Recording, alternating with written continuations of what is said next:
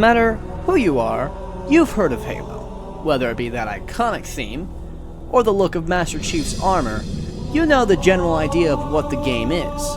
Halo came out in 2001 and it changed FPS titles on console as we know it. This was before Call of Duty was released on consoles every year, so Halo was the go-to FPS game on console. And it was the thing that sold the original Xbox. Not the specs, not the rock. Halo did. But what about today? Does the gunplay hold up? What about the enemy AI, or the visuals? Well, if I answered all these right now, there wouldn't be a review, so everyone buckle up, because I'm going to introduce you to Halo Combat Evolved to see if this game is worth revisiting today.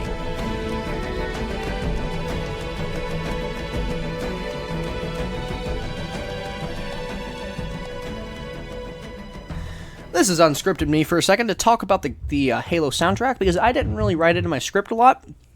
I barely mentioned it, only in the intro, a little bit, like one line about the iconic theme, but the soundtrack is a big part of what makes this game, and nothing I say could ever amount to what this soundtrack is. So, throughout this review, you're going to hear some of the more iconic tracks from the first Halo game, Combat Evolved, and I encourage you to go listen to some of these tracks in your own free time. Even if you're not a big gamer, even if you don't play, like, Halo or anything, which, by the way, why are you watching my channel if you don't play games? That's actually really nice of you, thank you. But, even if you're not a big gamer or anything like that, go listen to some of those tracks. They are so worth it. I'll put some in the description below. That way you know what to listen to. And with that being said, back to you, Scripted me. We begin our amazing journey with a bit of a cold open. We see the Pillar of Autumn approaching the namesake of this game, the Halo Ring, after making a blind jump.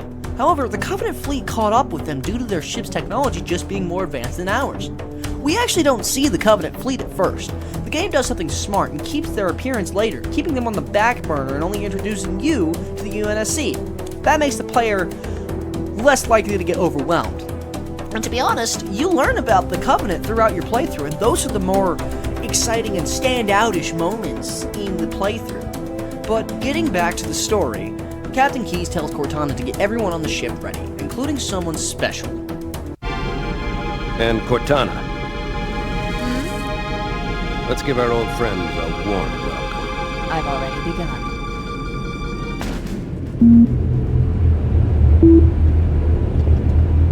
Whoa. Sir? Right. Let's thaw him out. Okay. Bringing low-level systems online. Cracking the case in 30 seconds.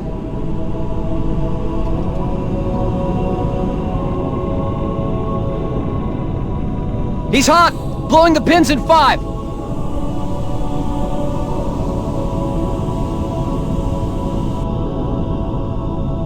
This tube shows green. Cycle complete.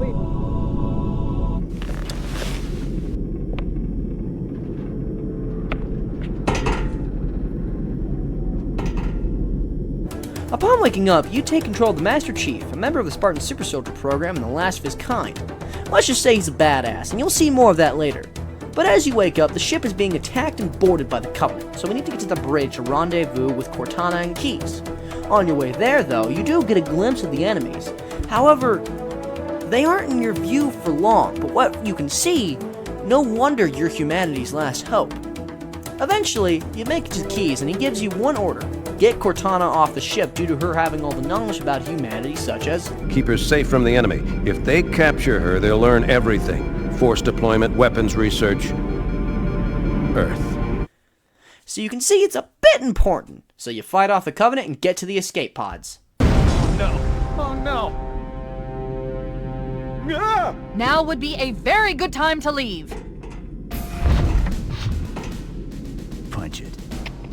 Sir. We're disengaged, going for minimum safe distance.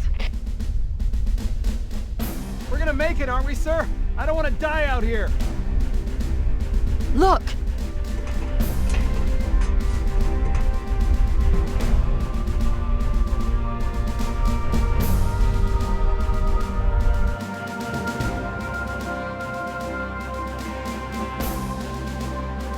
What is that thing, Lieutenant?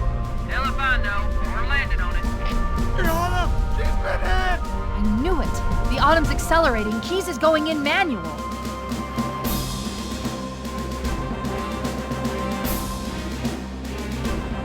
Heads up, everyone, this is it. We're entering the ring's atmosphere in 5. Sure you wouldn't rather take a seat? We'll be fine.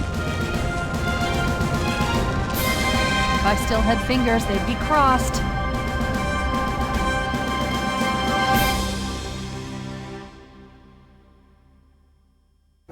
You crash land on the Halo ring, and hey, wait a second. Chief was the only one not strapped in during the escape pod when it crashed, and everyone else died. I think it caused everyone to die from getting hit by a 500-pound super soldier at high speeds because they didn't buckle up. This is even worse in co-op. What a dick. Anyways, Cortana informs you of the other Marine lifeboat signals in the vicinity that you have to go rescue. A sort of rally the troops type story. So, you head there showing off what Halo does best, making their levels feel huge as well as beautiful. You know, in the entire Bungie trilogy, there's only 2 open levels, and they are both in this game, and they're some of the best. It's not a huge open world like Infinite, but it's a small area of the ring you can explore at your own pace. You even have 3 groups of Marines you can rescue in any order you wish in this mission, which is just really awesome. The game gives you a sense of being on an alien world with such unusual structures and strange life forms. The skybox even has the Halo ring on it, which makes it super unique and awesome. Speaking of those Marines, after you rescue them at the end of this mission, you learn that Captain Keyes has been captured by the Covenant, so we have to go save them. The story doesn't really take off until after this level, but it does keep your attention by giving you a little look into the Covenant. I truly think the game shines brightest with its combat and art design. Everything in the game can be considered iconic to a point. And speaking of combat, being the game that really refined the FPS genre on the console, you'll be very comfortable with this as long as you've played one in the last 22 years. It actually refined the 2-stick control scheme. It wasn't the first game to use this control scheme like many people think. It was just the one that made it really easy to use and just the best way to play FPS games on console. You move, you shoot, you chuck grenades and melee like all other FPS games, but the weapons in this game, each one has a place and feels different, unlike another game I know and reviewed. There are a pretty wide array of weapons in this game, both human and alien origin. Let me list them and explain what they do for you. The assault rifle is a mid to short range crowd control weapon, and it's definitely the iconic weapon of the series. It's a fully automatic, it acts more like an SMG at some points to be honest, but it's a great one. The Magnum is probably the most used weapon in the game due to how versatile it is. It's got a powerful shot that honestly makes it act more like a sniper sometimes. Overall, an amazing weapon. Speaking of snipers though, the sniper in this game is great. It's got a variable zoom and it makes it very easy to pick off opponents from across the field. The shotgun in this game is one of my favorites of the human weapons. It's punchy, powerful, just like a kick-ass sci-fi shotgun should be, and it's awesome to use in corridors that you find yourself in.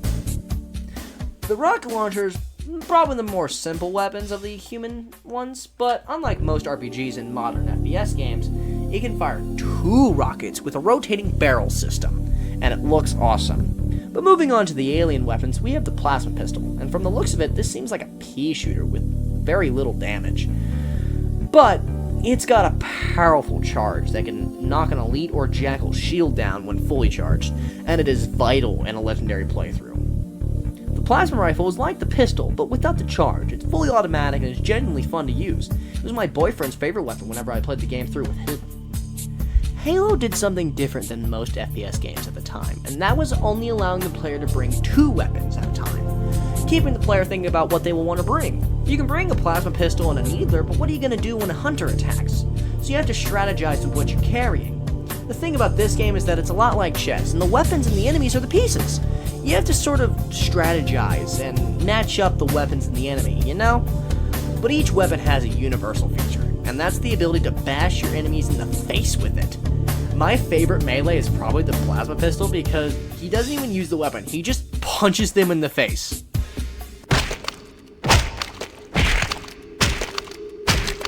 Stop! He's already dead! You also have 2 grenades at your disposal, a frag and a plasma grenade.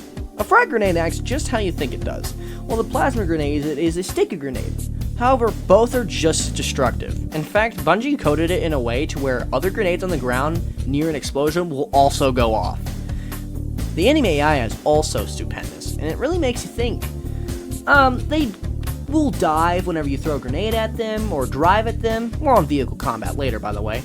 They run at you when stuck with a grenade, and grunts will panic whenever you kill their elite commanders. The game's AI feel like real combatants trying to outgun you, which makes it perfect. And the teammate AI is also useful? I've played Aliens for so long, I forgot what that's like. But enough on combat and that other game. Let's get back to the story. After fighting your way through the Covenant ship, you eventually find Keys, and make your way out of there. Keys has learned of something called the Silent Cartographer, which apparently is a map of the entire ring, which should be very useful for very obvious reasons. And the opening to the level to get to that cartographer is amazing. We're approaching the LZ. It's gonna be hot. Get set to cut out swinging. Touchdown! Hit it, Marines! Probably the pinnacle of Halo's levels, bar none. Its bombastic opening foreshadows the feeling of storming the Covenant-held location perfectly. Honestly, it gets me pumped up to this day. I don't know what else I can say. This level's awesome, and if Halo didn't win you over yet for some reason, this level will do it. Eventually, though, you and Cortana make it to the cartographer, which shows where the control room is. And that should shed some light on what it is and why the Covenant want it so much. Now, Assault on the Control Room is another beloved level, and I can see why. It's one of the second open ones, but honestly, it isn't my favorite, and it sucks you have to do it twice. But you know what doesn't suck? This game's vehicle combat. Like the weapons, there's a small but good variety of vehicles to ride into battle. The iconic MG-mounted Warthog, a Scorpion tank with an MG as well, the Covenant Banshee, and the Covenant Ghost. The human vehicles, being the ones you will use the most, allow you to have Marine teammates ride with you. 2 on the Warthog and 4 on the tank. All of the vehicles, you accelerate with the left stick and steer with the right stick. And they can be hard to drive sometimes, but I don't think the controls are why. The games after this also use the same control scheme and work perfectly. So honestly, I think they just didn't fine-tune the vehicles completely, but you barely notice it most of the time. Overall, the vehicle combat is awesome, and I expect nothing else from a game with a subtitle called Combat Evolved. The game really does make you feel like you're in an all-out war whenever you're in vehicle combat. It's a feeling that I can't get in any other game, and I will load up vehicle combat levels throughout the series just to play them because I can't play them anywhere else. It's amazing. Once we make it to the control room, though, Cortana gets visibly concerned as she panics, telling you that Keys and some Marines are in trouble. This leads to the most iconic level in this game, and if you haven't played it, I implore you to do so before you watch the rest of this video, or skip to this time code to hear my closing thoughts. Okay, you gone? All gone? Okay, well, now that the losers are gone, you know that this level is one big level, and I'm gonna do my best to capture the feelings we all had when we played this for the first time. Ready? Okay. You land in a forest with what seems to be Covenant forces running from something. As you explore the forest deeper, you see friendlies in the distance, but comms are dead silent. No one says a word. You kill multiple groups of Covenant before you enter the Forerunner structure, and there are bodies everywhere. Blood is all over the walls, but one question sits on my mind. Did the Marines do this? If so, where are the elites? There are plenty of grunts and jackals, but not any elites. There's not even any Marine bodies. What the hell happened here? We find blood leading to a room that we unlock, catching a dead Marine that falls out of the room. We spot a helmet in the room, and finally, we get some answers.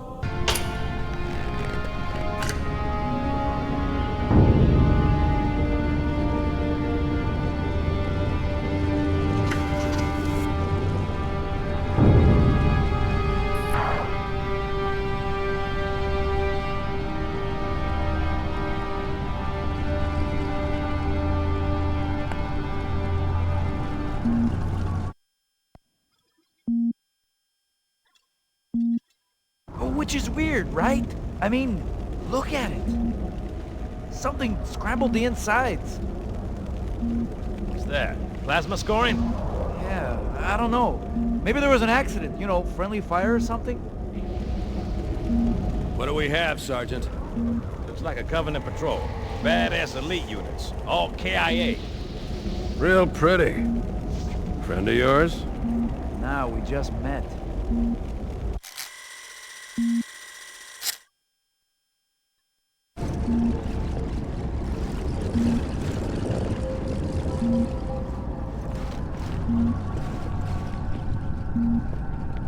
I got a bad feeling about this. Boy, you always got a bad feeling about something. Sarge, can you hear me? What's going on, soldier? He's got contact, lots of them, but they're not Covenant. They're just staring through us. What the? Oh no! Corporal, do you copy? Over. Mendoza, get your ass back up to second squad's position and find out what the hell is going on. But... I don't have time for your lip, soldier. I gave you an order. Sarge! Listen! What is that? Where's that coming from, Mendoza? I don't... There! Mira!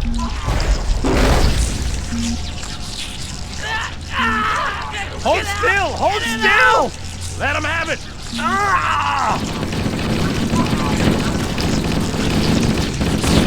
Sergeant, we're surrounded. God damn it, Jenkins! Fire your weapons!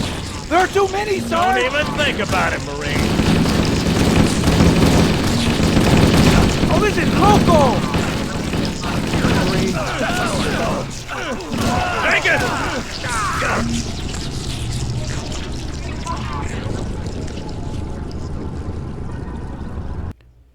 What the... Suddenly, we are swarmed by waves of these parasites, and we have finally found the reason this ring was constructed. We found the flood.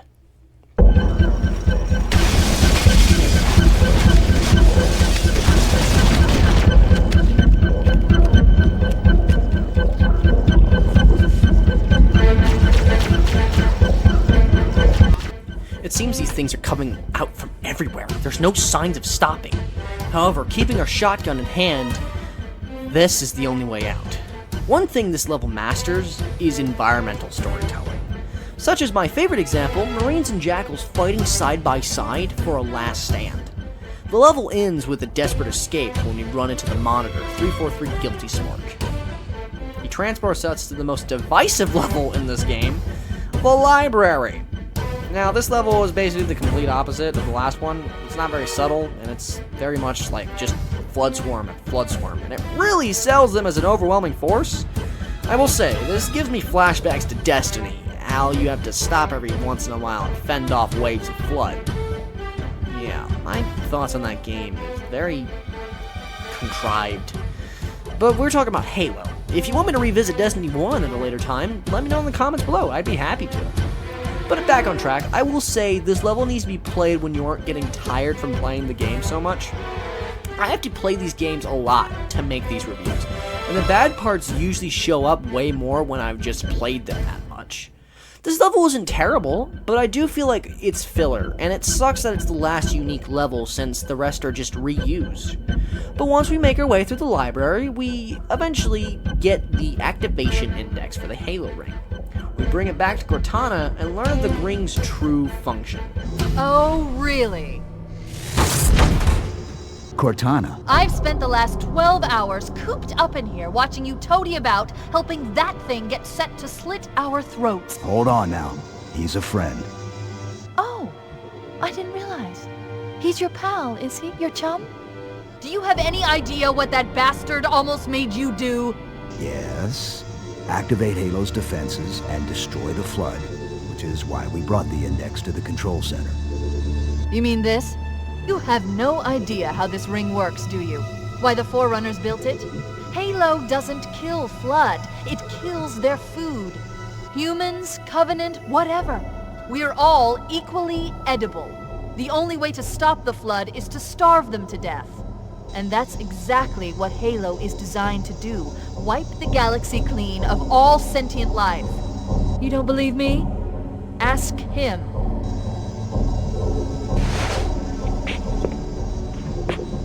Is it true? More or less. One goal stands. We need to destroy the ring by malfunctioning the reactors and blowing up the Pillar of Autumn. But in order to do the second thing, we need keys. But he's been missing since he encountered the Flood. In order to get to him, you basically need to do the third mission backwards, but we don't find keys. We find something monstrous.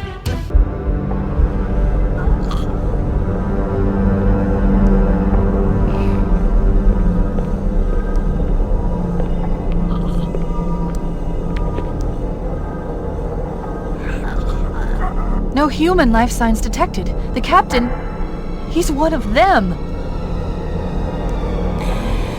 We can't let the Flood get off this ring. You know what he'd expect. What he'd want us to do.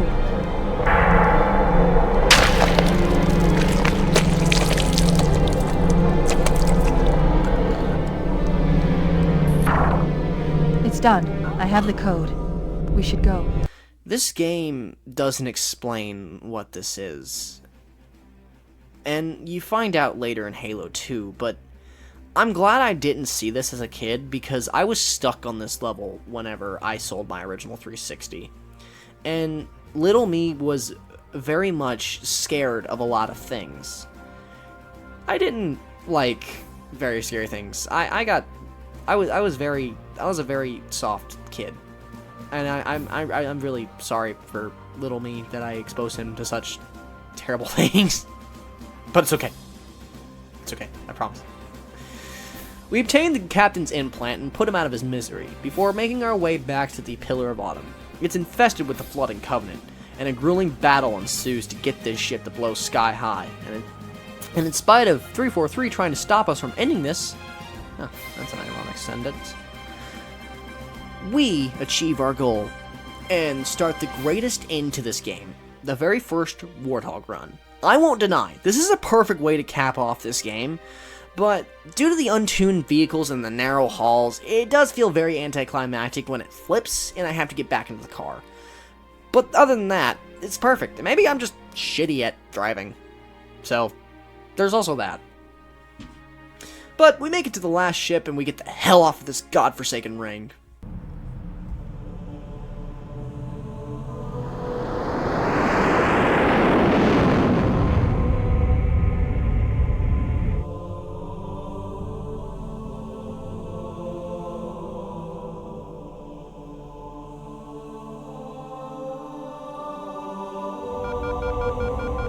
Shut them down. We'll need them later. We're all that's left. We did what we had to do for Earth. An entire Covenant armada obliterated, and the Flood. We had no choice. Halo, it's finished. No. I think we're just getting started.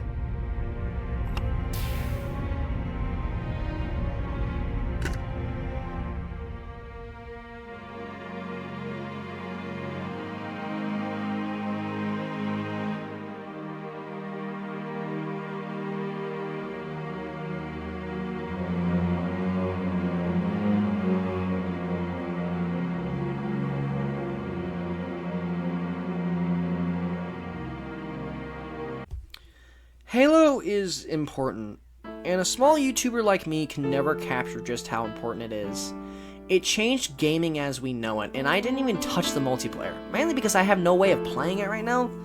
But this game shaped a lot of my taste in sci-fi and FPS games as a whole, and I could never explain how important it is. I know this tale will never die, and is filled with spin-offs and sequels and extended lore, but there's something so special about the game that started it all. I know this review wasn't as long as the last one, and it's mainly because I think of this game so positively that I don't want to talk about it that much because I want you to go out and play it.